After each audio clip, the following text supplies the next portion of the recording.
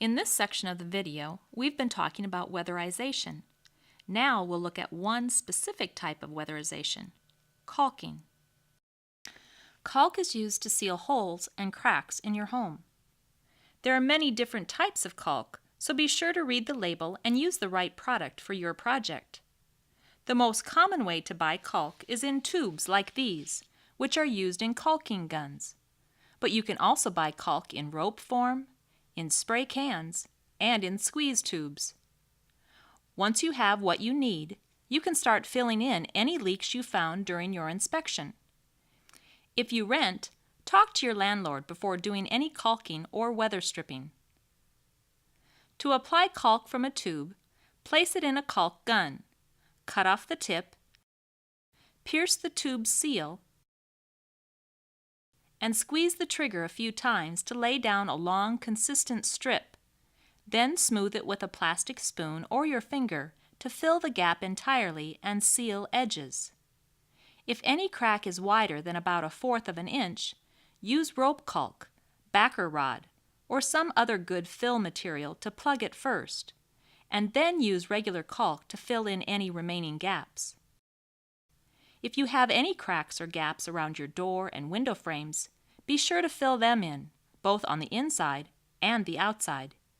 Be sure not to caulk your windows or doors shut, or caulk the weep holes shut.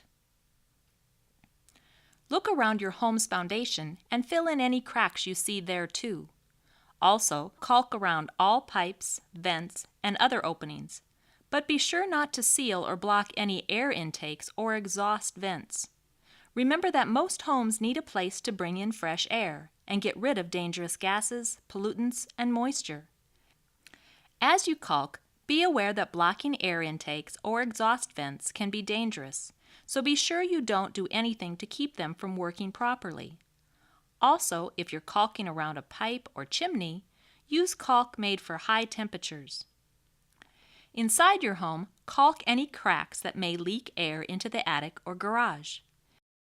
If you need to, use an expanding foam to fill in large cavities.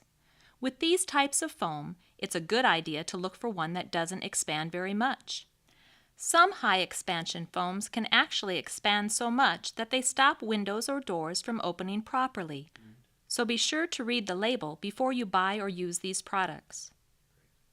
Now that we've seen how to seal up some common household leaks, let's move on to weather stripping. Doors and windows have moving parts that need to open and close freely. Unfortunately, this means they also have natural gaps, which let air escape from your home. To keep your windows and doors sealed as tightly as possible, it's important to use weather stripping. Chances are you probably already have weather stripping throughout your house, but it may be damaged or worn. Over time, these products can become less and less effective, so it's important to check them once each year. If you can feel air coming in around your doors, windows, or attic hatch, your weather stripping needs to be replaced. Fortunately, most types are easy to install, either with sticky adhesive or with nails, screws, or pre-punched holes. Be sure you buy the right kind and size of weather stripping for the job, and as you work, read and follow the manufacturer's directions carefully. If you rent and aren't able to permanently fix leaky windows and doors, you can use flexible foam backer rod and wedge it into the cracks. If you move, you can even take it with you. After you've sealed your doors and windows, you may want to do the same thing to the electrical light switches and outlets on your exterior walls.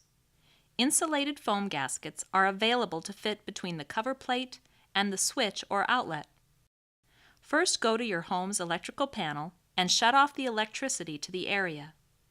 Next, unscrew the cover plate and put the gasket over the switch or outlet. When you're finished, screw the cover plate back on and turn on the electricity. At this point, we'll pause so you can complete the next activity. When you're ready to move on, just click Continue.